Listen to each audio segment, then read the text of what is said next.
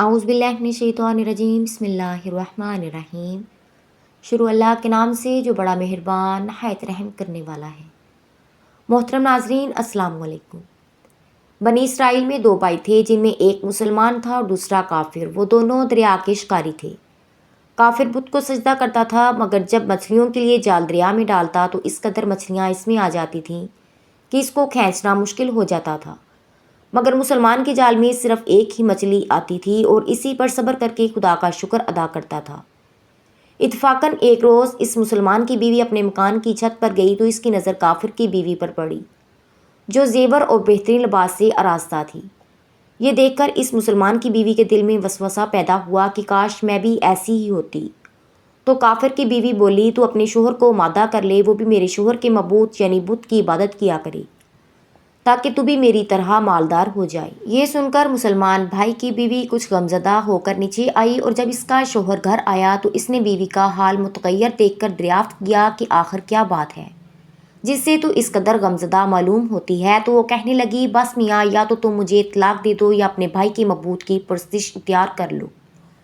یہ سن کر اس کے شوہر نے کہا کہ خدا کی بندی تو خدا سے نہیں ڈرتی، ایمان کی دولت کے بعد کفر کی باتیں کرتی ہے۔ تو وہ عورت بولی، بس مجھے اب زیادہ باتیں نہ بتاؤ، میں ننگی بھوکی نہیں رہ سکتی، جبکہ دوسری عورتیں اور خصوصاً تیرے بھائی کی بیوی کو میں دیکھ رہی ہوں کہ وہ زیور اور عمدہ لباس سے آراستہ رہتی ہے۔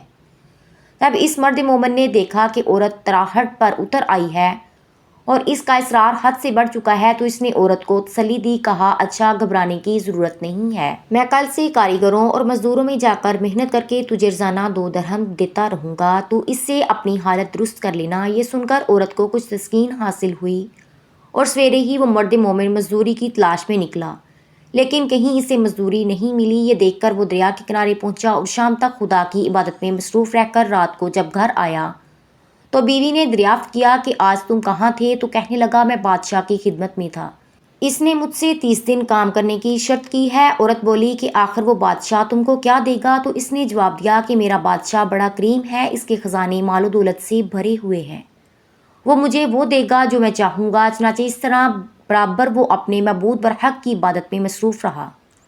اور تیسری رات ہوئی تو بیوی نے کہا، سنو میاں، اگر کل تم نے مجھے مزدوری لا کر نہیں دی تو تم پر مجھے طلاق دینا لازم ہو جائے گا۔ یہ سن کر اس کو کسی قدر پریشانی لاحق ہوئی، اور تیسری صبح کو اس نے ایک یہودی سے کہا، کیا تم مجھے مزدوری پر لگا لو گے؟ یہ سن کر یہودی کہنے لگا، ہاں، تم کو مزدوری تو مل جائے گی، لیکن شرط ہے کہ میرے پاس تمہارے کھانے پینے کا کوئی انتظام نہ ہوگا۔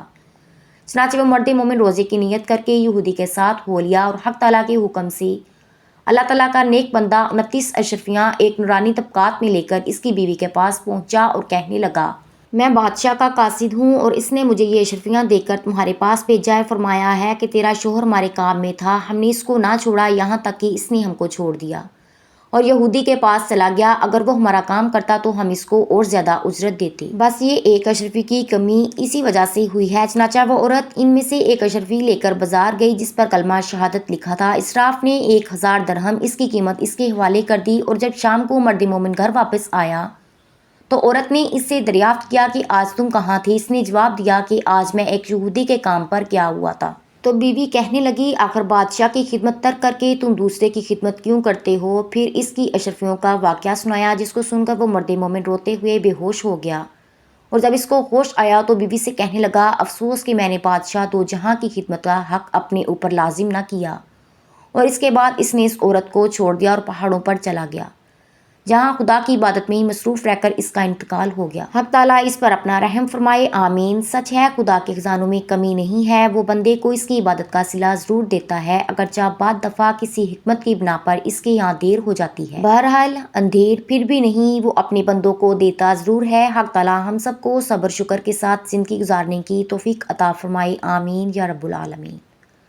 ناظرین، امید کرتی ہوں آپ کو آج کی ویڈیو اچھی لگی ہوگی۔ ویڈیو اچھی لگی ہو تو آپ سب دیکھنے والوں سے گزارش ہے کہ ویڈیو کو لائک کریں اور زیادہ سے زیادہ شیئر کریں، اور مزید ایسی اسلامی ویڈیوز دیکھنے کے لیے ہمارے چینل کو سبسکرائب کریں۔ اللہ تعالیٰ آپ سب کا حامی و ناصر ہو۔ اللہ حافظ۔